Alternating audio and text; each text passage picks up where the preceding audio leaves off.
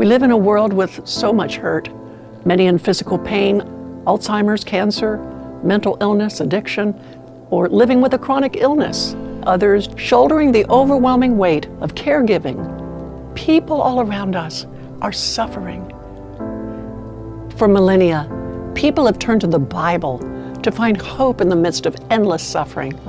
And now, for the first time, there's a special edition, the Beyond Suffering Bible, created specifically for those who suffer and for those that love them and care for them. For nearly 50 years, I've lived in a wheelchair, and for many of those years, I have dealt with chronic pain. I know, I understand the heartbreak, the isolation, and the anguish, but I also know the joy that can come even in life's darkest hours. The Beyond Suffering Bible helps us grasp that God is near, with study notes, special features, devotionals, and profiles of others who have valiantly faced suffering. The Beyond Suffering Bible helps people grasp what true healing is all about, and it points them to passages that instill courage. God is good, no matter how harsh the suffering. Where struggles seem endless, God's hope is infinite. And the Beyond Suffering Bible highlights this wonderful truth.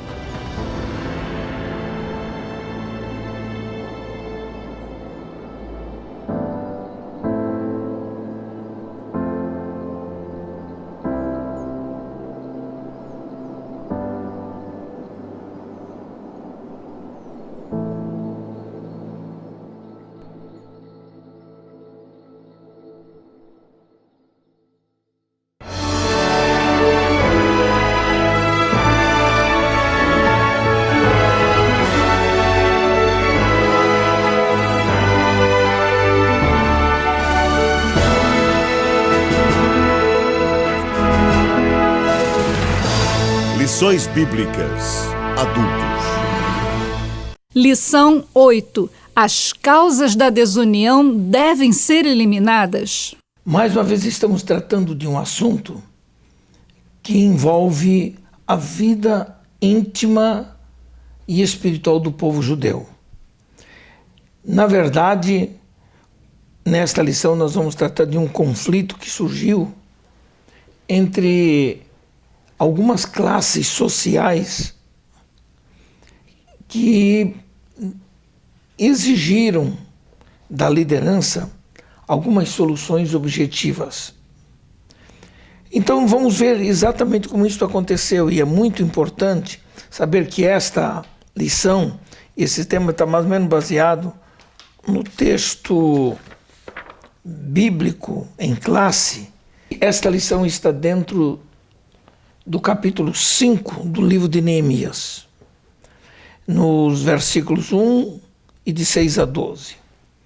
E eu gostaria de fazer a leitura para servir de base para o entendimento dessa lição. E o texto diz assim, a partir do primeiro versículo do capítulo 5. Foi, porém, grande o clamor do povo e de suas mulheres contra os judeus, seus irmãos. Agora o versículo 6 do mesmo capítulo 5, 6 ao 12, diz assim: ouvindo eu, pois, o seu clamor e essas palavras, muito me enfadei. E considerei comigo mesmo, no meu coração.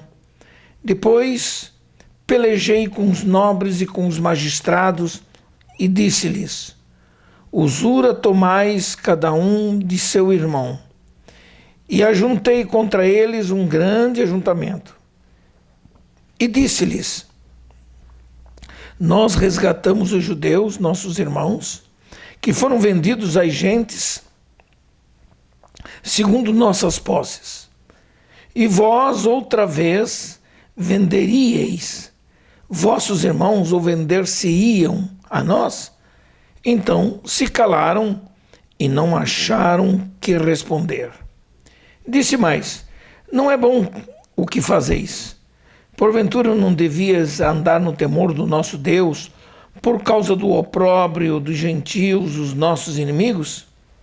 Também eu, meus irmãos, e meus moços, a juro, lhes temos dado dinheiro e trigo.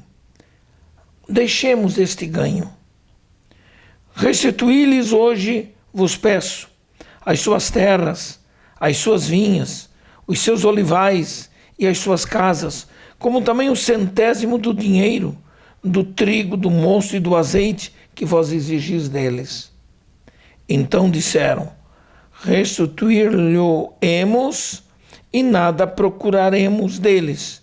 Faremos assim como dizes. Então chamei o sacerdote e os fiz jurar que fariam conforme esta palavra. É muito interessante perceber esta leitura.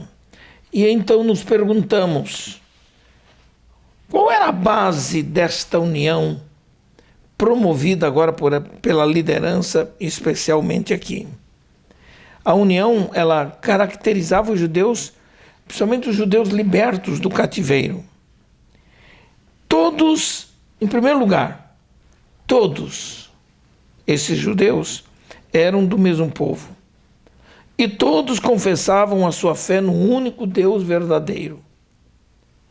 Outra coisa muito interessante, o altar havia sido renovado, o templo havia sido levantado e o culto a Deus havia sido restaurado, conforme todos os ritos da lei que exigiam. Em segundo lugar, todos haviam experimentado também o despertamento que se havia iniciado ainda lá com o rei Ciro. E todos haviam, de fato, cooperado ativamente para a restauração da cidade de Jerusalém. Esses dois pontos são fundamentais.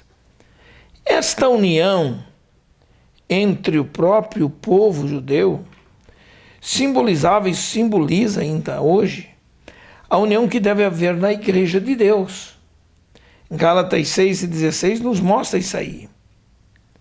Na Igreja existem muitas razões e coisas que são unificantes. Por exemplo, todos experimentaram um novo nascimento. Isso é uma das razões unificantes. E todos os que nasceram de novo amam aqueles que são nascidos por Ele, pelo Senhor Jesus. Na igreja, todos são aproximados uns dos outros, porque Cristo foi aquele que, na linguagem de Paulo, diz: ele derrubou o muro da separação que havia entre gentios e judeus, tornando-os uma verdadeira família de Deus. Está lá em Efésios, no capítulo 2, versículos 12 ao 19. Portanto, essa união, ela não se baseia em nacionalidade, no nível social ou cultural de uma pessoa ou das pessoas, mas todos são um só em Cristo Jesus. Um só povo. E a Bíblia chega a dizer um só homem em Cristo Jesus. No meio da igreja, o Espírito Santo opera de um modo especial para que todos se tornem ou tenham um só coração, uma só alma. Que sentimentos e inteligências possam ser unidas em favor do reino de Deus de um modo especial. E é isso que a gente percebe. Quando a igreja vive cheia do Espírito Santo, a união não é uma mera palavra de retórica. A união, ela funciona em sua plenitude. Então, eu diria que a união acaba se tornando uma antessala do céu. Porque só é possível chegar à presença de Deus no céu mediante a unidade espiritual entre os irmãos. São bênçãos decorrentes da união. Os crentes são aqueles que sentem apoio espiritual para a sua vida cotidiana. E muitos vivem cercados de pessoas, até de pessoas que são contrárias à sua fé. Essas pessoas acabam se tornando alvos de críticas, de isolamento, Isso acontece com algumas perseguições desse estilo no trabalho, na escola, até mesmo dentro da família. Mas nós, quando encontramos a igreja de Jesus, quando chegamos à igreja, devemos encontrar na igreja um ambiente fraternal, movido pela união dos crentes, que é algo que deve predominar na vida dos crentes.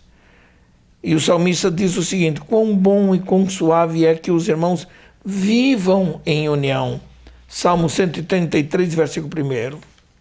Ora, dentro do espírito dessa unidade, na igreja, nós aprendemos não apenas a amar as pessoas pelo que elas são, mas devemos levar as cargas uns dos outros, conforme Paulo escreveu lá em Gálatas, no capítulo 6.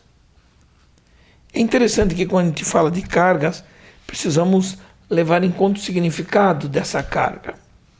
Existem cargas que cada um tem de levar sozinho. Não dá para dividir com outro.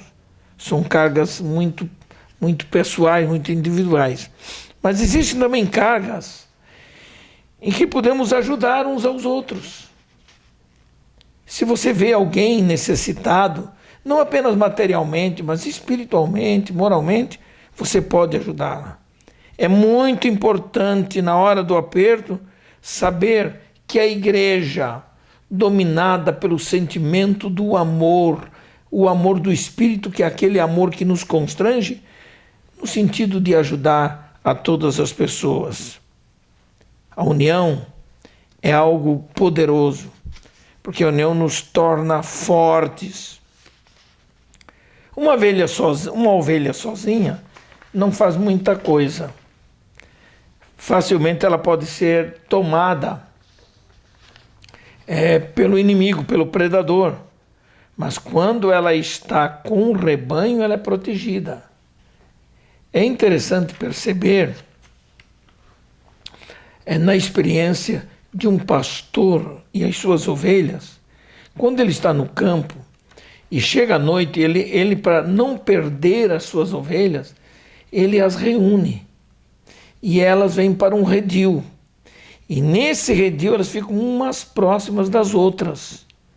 E ali, pela união do calor, pela união da presença do pastor que não dorme naquela hora, elas sabem que estão seguras.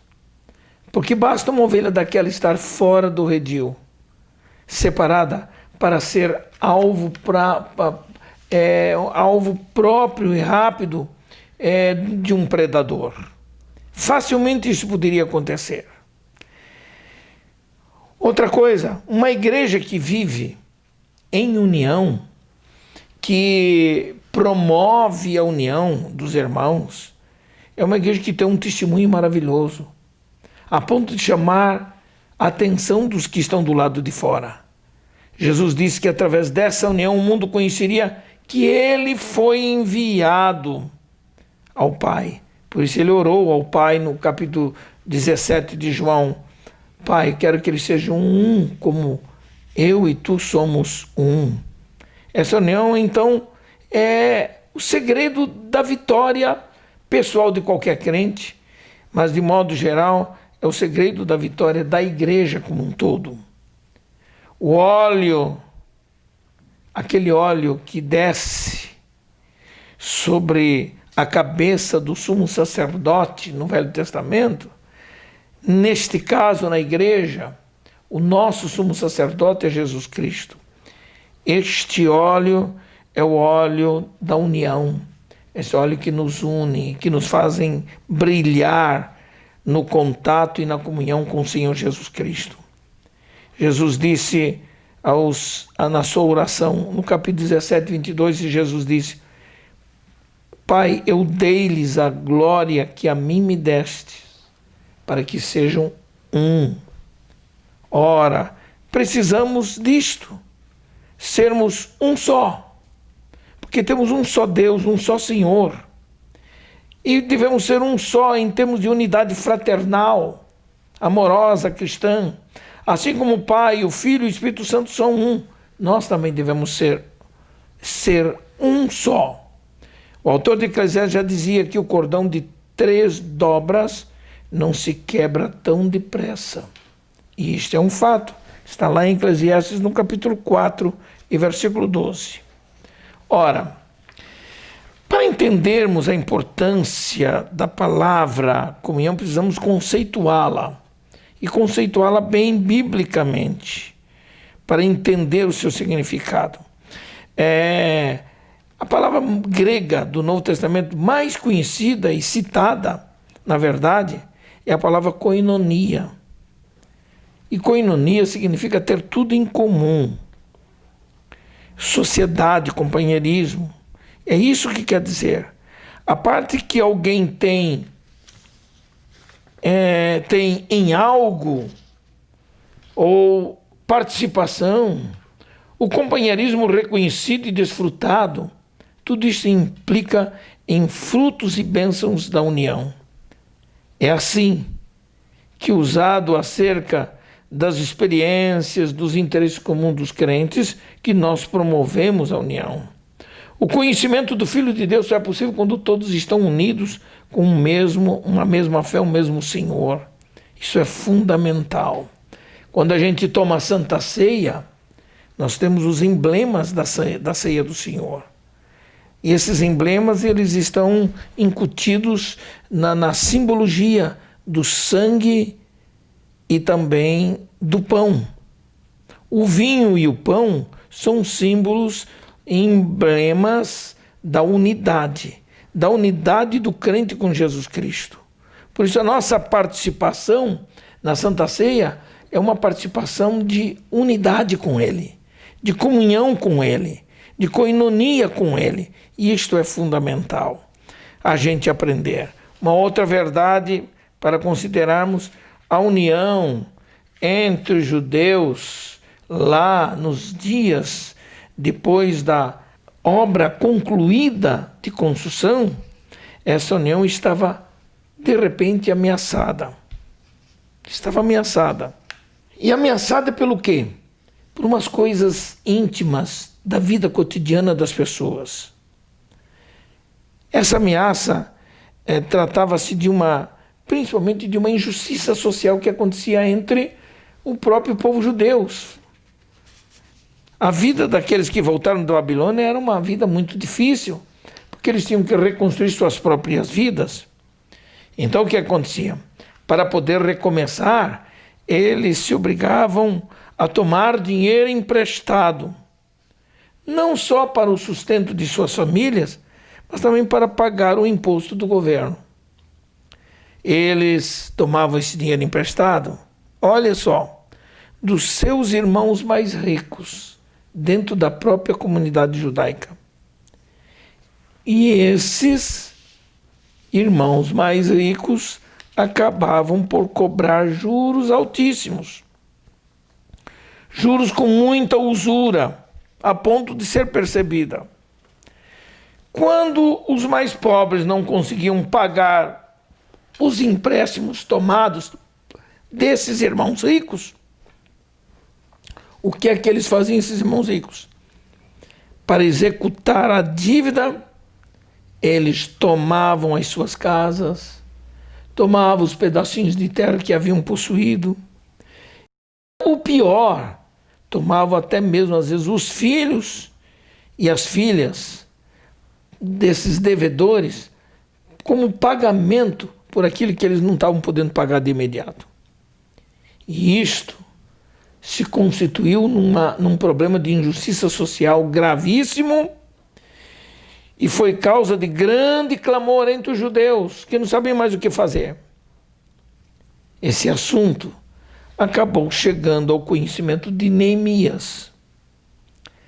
E Neemias chegou a se enfadar de tantos dos problemas sociais e das injustiças sociais que ele estava tentando e procurando ajudar as famílias. Ora, como é que se explica essa grande injustiça?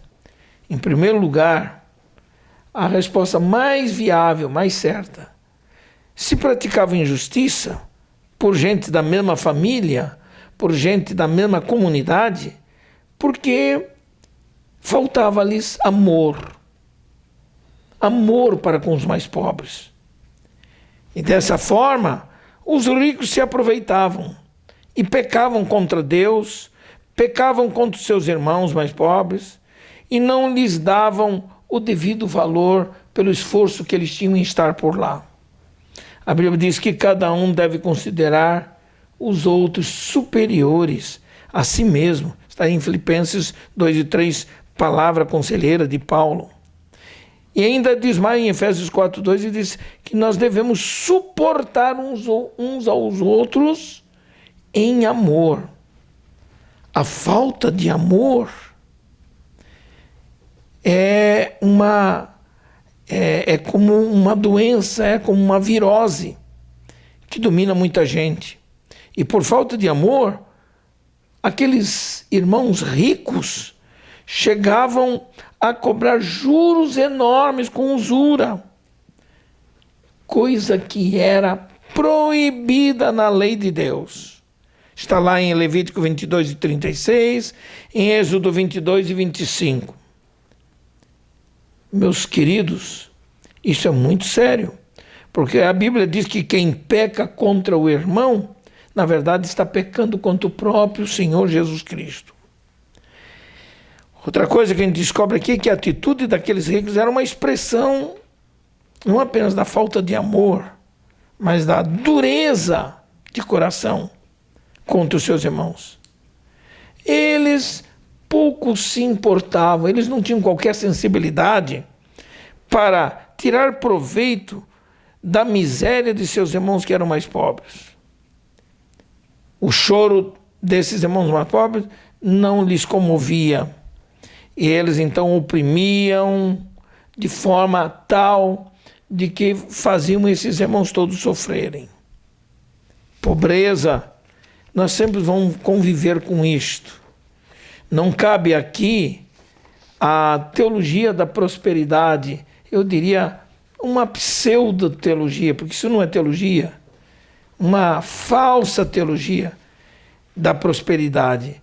É uma forma errada. A verdadeira teologia da prosperidade age diferente. E os seus conceitos são diferentes.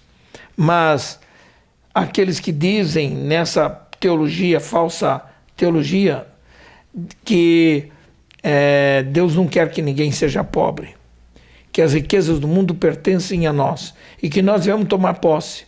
Por isso um crente não pode ficar doente, um crente não pode ser pobre. Se ele é pobre ou ele está em pecado, ele tem alguma coisa errada com ele. E como é que se explicam as famílias dessas pessoas que ficam doentes, santos irmãos e irmãs, que vivem um tempo e de repente, acometidos por uma enfermidade, são levados à morte, mas morrem fiéis ao Senhor? Então não cabe aqui esse tipo de coisa. Outra coisa tremenda sobre pobreza, a avareza dos ricos que emprestavam dinheiro às famílias desesperadas a juros altíssimos, fazia com que eles hipotecassem as suas casas, suas propriedades, terra, casa, gado, ou seja lá o que fosse que eles tivessem.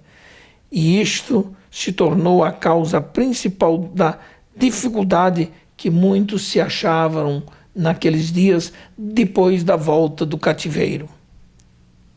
Hoje existem muitas razões para a pobreza, porém, o que prevalece acima de tudo isso aí é a avareza como causa mais comum que faz com que muitas pessoas cometam injustiças contra essas pessoas mais carentes. Quando se fala de tributos, se fala do compromisso que se tem com os governos a que nós pertencemos. Somos brasileiros, pagamos impostos. Podemos até discordar, às vezes, de alguns impostos altos que temos que pagar, mas pagamos.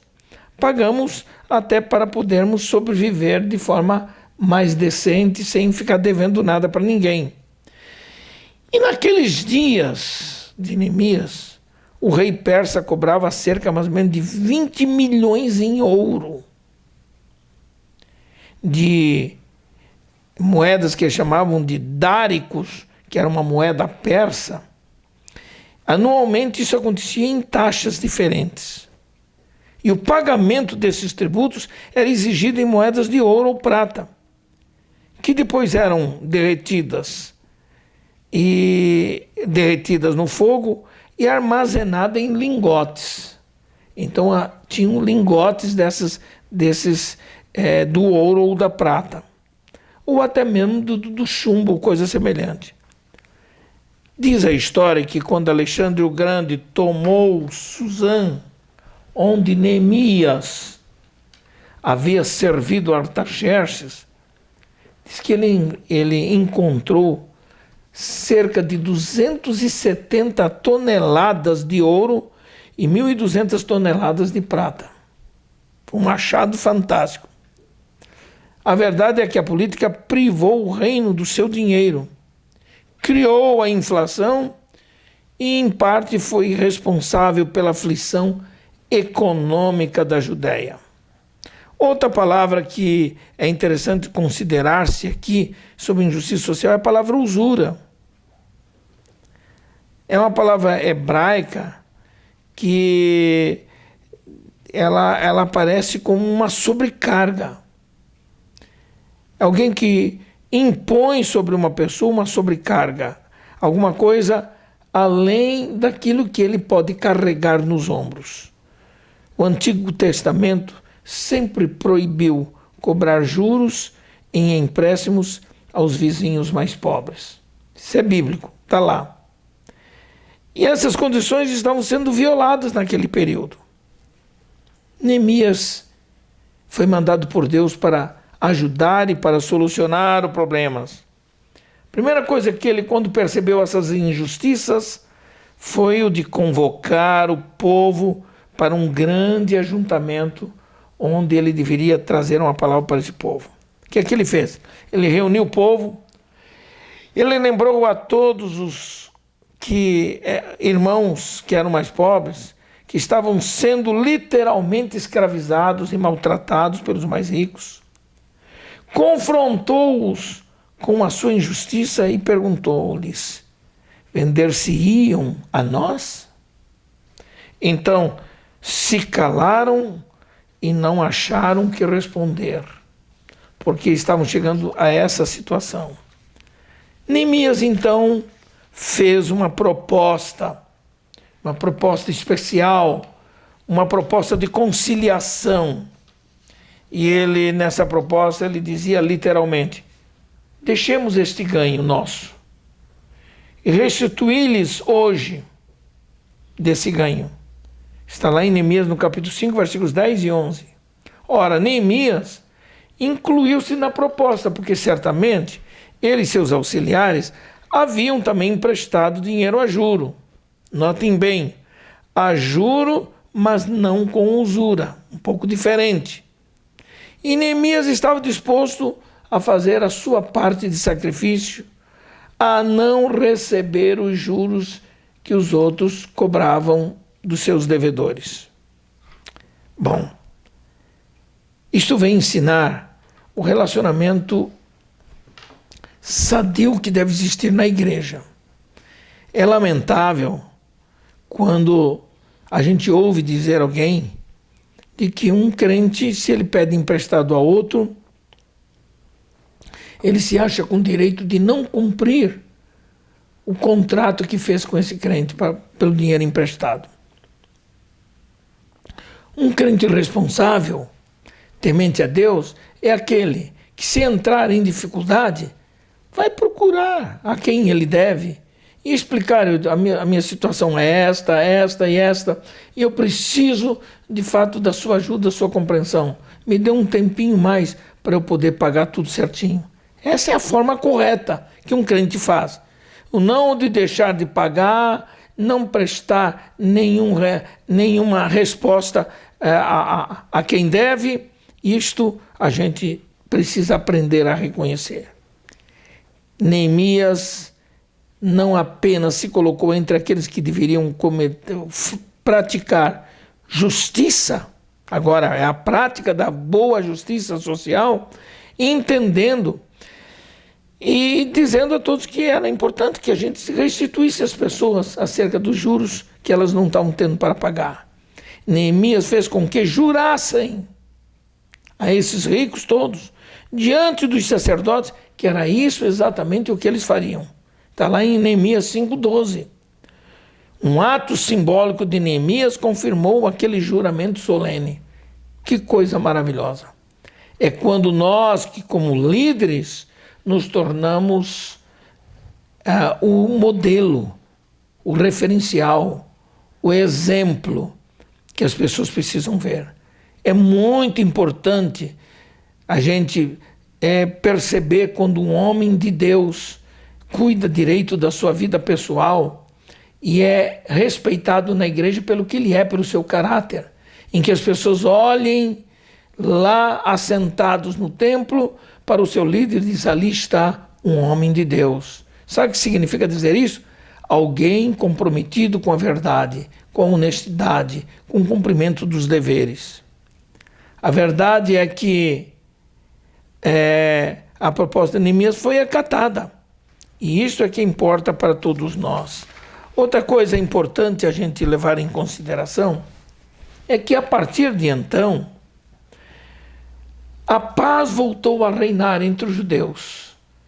Porque Neemias foi um líder espiritual usado por Deus para inspirar uma confiança e uma palavra que todos acataram. Quando surgia um problema entre os irmãos, ele procurava resolver e tratar do assunto com muito cuidado, com muita diligência. Quando o líder do povo for ignorante, desinteressado ou negligente, ora, o que vai acontecer? O resultado poderá vir a ser também uma contaminação grave. Se o líder é negligente, é desinteressado e não cumpridor dos seus deveres, que exemplo ele teria para dar ao povo, ensinar o povo a se resguardar e a corresponder à expectativa de Deus?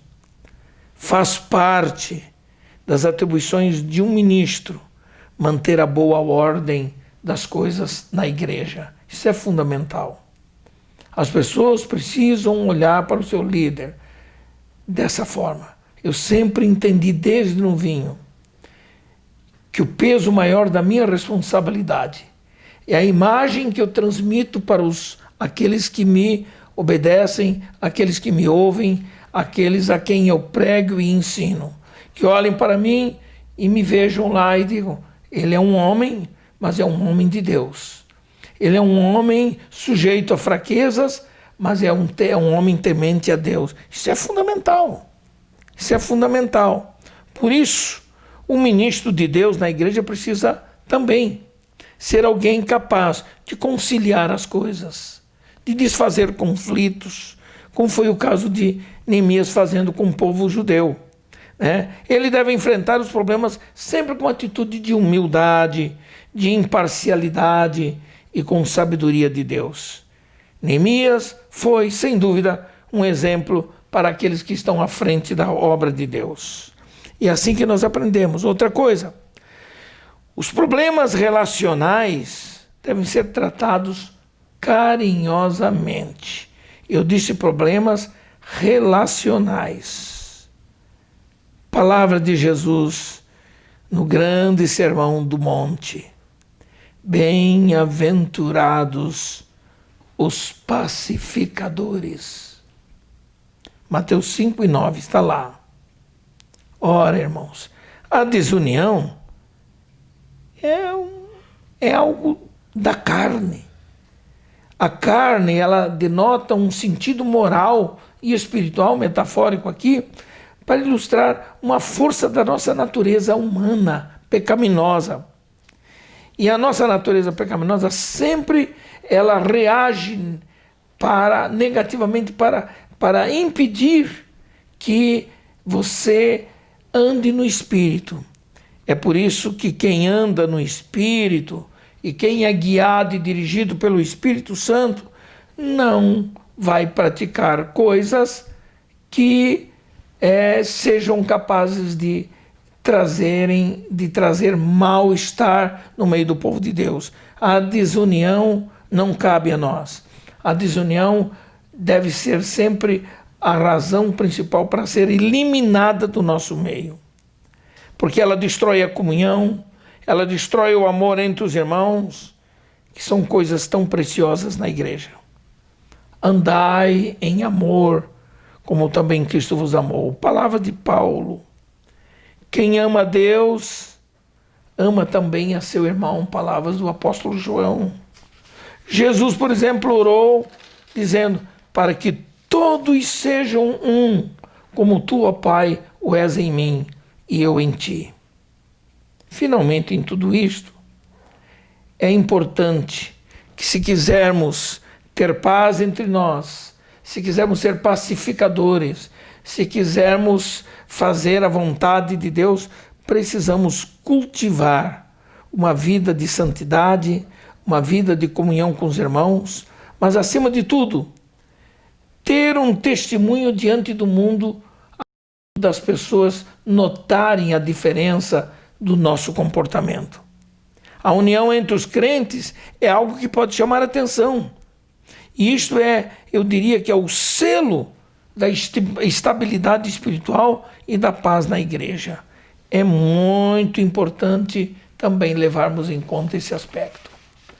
Eu quero desejar que você, nessa lição, seja capaz de transmitir para os seus alunos, para os irmãos, a importância da unidade, do espírito de união. Mesmo que você não simpatize muito com alguém, que você discorde até mesmo do comportamento dele, mas você precisa ser superior a isto. O seu amor precisa estar acima dos próprios sentimentos negativos em relação a outra pessoa. Você precisa aprender a amar. A amar. Eu tenho uma experiência muito forte na minha vida que eu quero terminar contando essa experiência. No pastorado da igreja, um determinado irmão e sua família se levantaram contra mim, caluniando, mentindo, dizendo coisas horríveis contra a minha pessoa e espalhando isso no meio da igreja. E isso me entristeceu muito, isso me deixou muito revoltado. O meu eu interior, alimentado pela carne, desejou sem dúvida a vingança contra aquele irmão. O meu eu chegou a ouvir de outros de que eu deveria agir com muita punição e excluir, excomungar aquele homem e a sua família da vida da igreja, porque ele me caluniou e a igreja sabia que não era aquilo. Mas eu não me deixei levar por isso. Orei a Deus para que Deus me desse graça para perdoar esse irmão, porque eu senti que ele estava enfraquecido na fé, com aquela atitude antipática que ele tinha para comigo e para com o meu ministério. Esse homem, com a sua família, acabou saindo da igreja. Foi para outra igreja e não prosperou na outra igreja. Não prosperou materialmente, começou a passar apertos e necessidades e começou a lembrar do tempo em que eu, como pastor da igreja, sempre arrumava uma cesta básica ou mais de alimentos para ajudar a sua família, a sustentar a sua família. E ele não teve mais nada disso. Um ano depois, eu estava inaugurando uma congregação, numa alegria enorme, um templo novo, e quando estou lá, de repente, quem entra pela porta da frente? Esse irmão, com a sua mulher e com os seus filhos, que já eram adultos na maioria. Eu olhei para aquele homem entrando na porta, o meu espírito ficou perturbado. Eu disse, meu Deus, eu acho que este homem veio aqui para me perturbar, para tirar a minha paz. Mas eu me acalmei e disse, Senhor, me dá da tua graça. para eu fazer de conta que ele não está aqui. Muito bem. Ao terminar o culto, Deus abençoou, eu preguei, orei pelo povo. Lá no final de todo mundo, que todo mundo já tinha vindo me cumprimentar e conversar comigo, vem este homem com a esposa e com mais 3 filhos maiores, como fazendo uma fila. Ele vem com os olhos cheios de lágrimas e disse: eu vim aqui, pastor, para saber se o senhor é capaz de me perdoar, porque eu pequei contra o irmão, eu caluniei, eu menti, eu fiz mal. Naquela hora, como se passasse na minha mente uma filmagem. Em questão de segundos, eu vi tudo que aquele homem já tinha feito de mal. A minha vontade era, na verdade, era dizer: olha, eu não tenho nada a lhe perdoar, você desapareça da minha vida, saia. Mas não fiz nada disso. Porque o Espírito Santo que estava na minha vida me deu forças interiores. E eu olhei e eu pensei numa coisa: como é que eu posso mostrar para a igreja que é possível perdoar aquele por quem você foi prejudicado? Foi a primeira coisa que me veio. Olhei para dentro dos olhos daquele homem, pus as minhas 2 mãos no ombro daquele homem e disse para ele: meu irmão, você está perdoado em nome do Senhor Jesus. Não carregue mais esta carga pesada nos seus ombros. Em nome do Senhor, tenhamos paz e que você seja abençoado. Ele me abraçou, chorou no meu ombro, pediu perdão mais uma vez. Veio a esposa, vieram os filhos, choraram. Eu os abençoei. Eu saí daquele culto não com um peso maior. Eu saí daquele culto como se eu estivesse pisando em ovos, leve, com uma alegria enorme do Espírito em meu coração. Conto essa experiência para mostrar que eu precisava dar testemunho na igreja. A igreja precisava ver de que não bastava eu ensinar teologicamente o que significa perdoar a outra pessoa, mas por experiência própria a capacidade de perdoar. E foi isso que eu fiz. Que essa experiência sirva de bênção para você. Você que está me ouvindo, você que está vendo, e que seja uma bênção para a sua vida esta lição.